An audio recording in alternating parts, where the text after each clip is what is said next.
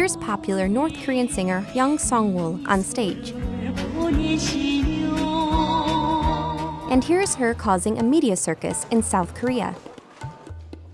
Hyun was in the South to inspect concert halls for North Korea's Samjian Orchestra performance at the Olympics. But she's more than just a singer. She is a colonel in the Korea People's Army. She's also an alternate member of the Korea Workers' Party Central Committee, which is one of the main governing bodies in North Korea. Analysts say most, if not all, musicians in North Korea are military members. As North Korean soldiers, they are literally defending the regime through propaganda music. North Korea's artistic culture is so highly militarized. I mean, the songs, the dances, the theater.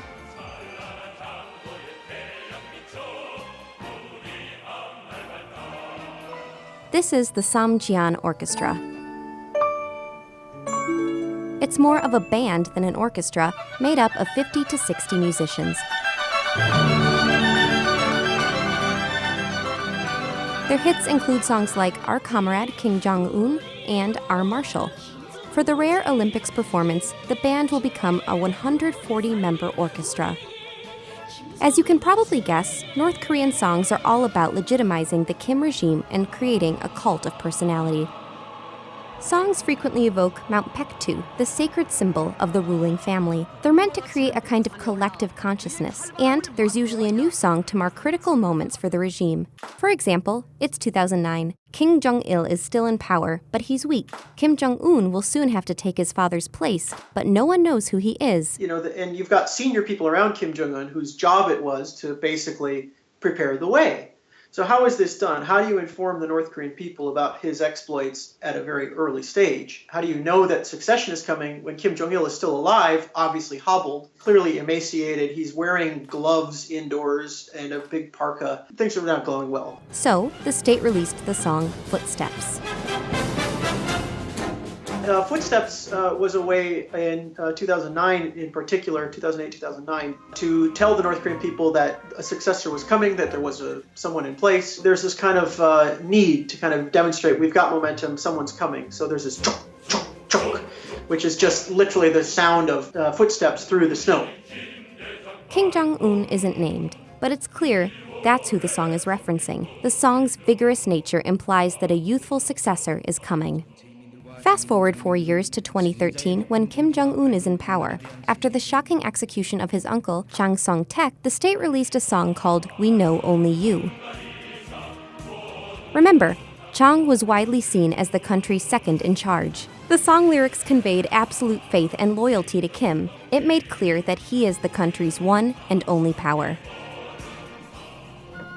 North Korea's musical style has been transformed over the years, reflecting change in the country's culture and in the regime. Thus opened up the heyday of cinematic development.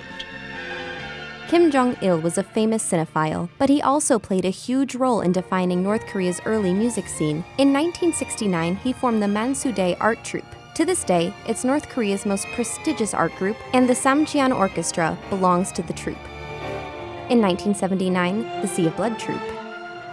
In the 1980s, pop music groups Wang Chae-sung Light Music Band and the Pochanbo Electric Ensemble. In the late 2000s, the Unhasu Orchestra was formed. Analysts say the orchestra was meant to reinvigorate the image of a weakened Kim Jong-il.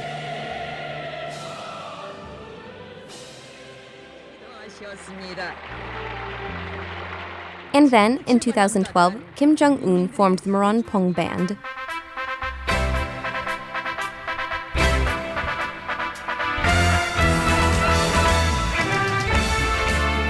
Was this North Korea's answer to South Korea's K-pop? Maybe, but it could also be easily seen as an answer to Western pop. More importantly, the band sent a message to the people. Life in present North Korea can be good. So that has a real value for Kim Jong-un because it feeds into what he's doing from the propaganda standpoint.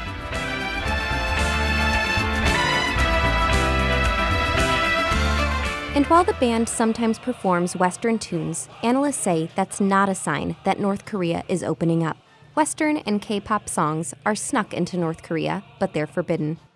What's clear is that North Korea is proud of its musical accomplishments.